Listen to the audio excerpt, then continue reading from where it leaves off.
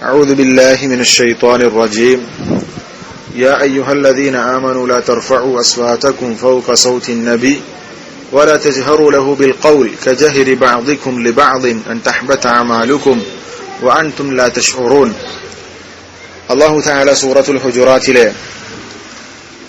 രണ്ടാമത്തെ വചനത്തിൽ പറഞ്ഞിട്ടുള്ള കാര്യം, സത്യവിശ്വാസികളെ, നിങ്ങൾ റസൂലുള്ളാഹി സ്വല്ലല്ലാഹു അലൈഹി വസല്ലമയുടെ ശബ്ദത്തേക്കാൾ നിങ്ങളുടെ ശബ്ദം ഉയർത്തരുത്.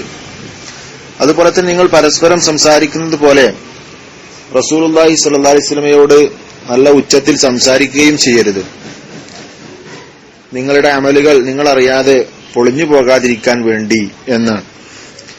ഈ ആയത്തിനെ വിശദീകരിച്ചുകൊണ്ട് ഇബ്നുൽ ഖയ്യിം റഹിമഹുല്ലാഹ് പറഞ്ഞു, فإذا كان رفع أصواتهم فوق صوته سببا لحبوط أعمالهم فكيف تقديم آرائهم وعقولهم وأذواقهم وسياستهم ومعارفهم على ما جاء به ورفعها عليه أليس هذا أولى أن يكون محبطا لأعمالهم.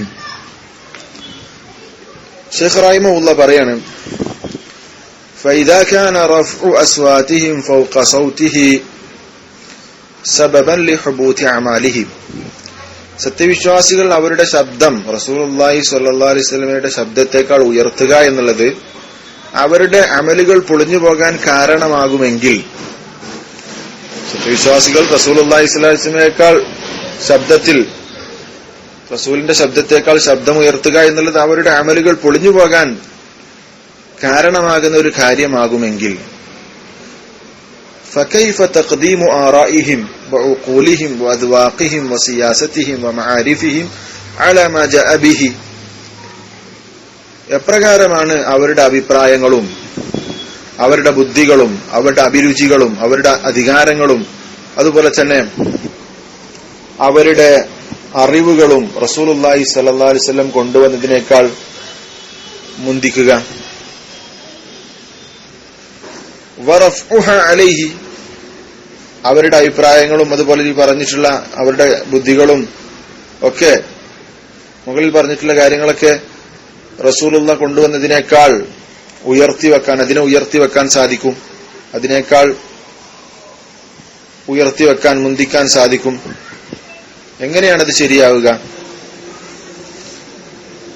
കാരണം റസൂലുള്ളാഹി സ്വല്ലല്ലാഹു അലൈഹി വസല്ലമയുടെ മുമ്പിൽ വെച്ച് റസൂലിന്റെ ശബ്ദത്തേക്കാൾ ഉയർത്തുക എന്നുള്ളത് അമലുകൾ പൊളിയാൻ കാരണമാവുമെങ്കിൽ, റസൂലുള്ളാഹി സ്വല്ലല്ലാഹു അലൈഹി വസല്ലം കൊണ്ടുവന്ന കാര്യങ്ങൾ അതിനെതിരെ അല്ലെങ്കിൽ അതിനേക്കാൾ